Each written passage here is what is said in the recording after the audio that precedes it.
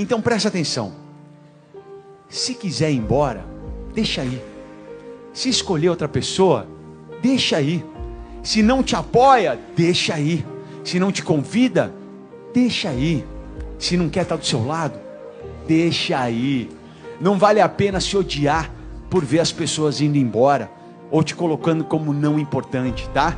Elas são o que são, assim como você. Então aproveita essas situações onde elas mostram quem são e começa você a decidir o que você vai fazer, tá? Seja dona da sua história, não um elemento secundário na vida de outra pessoa, tá? Eles vão encontrar quem seja semelhante a eles e você também, a quem é semelhante a você, porque o que é seu está guardado, tá? Acredita que o melhor ainda está por vir. Que Nossa Senhora passe na frente iluminando a sua vida. Obrigado, mãezinha, por mais um sábado. Muito obrigado. Te amo.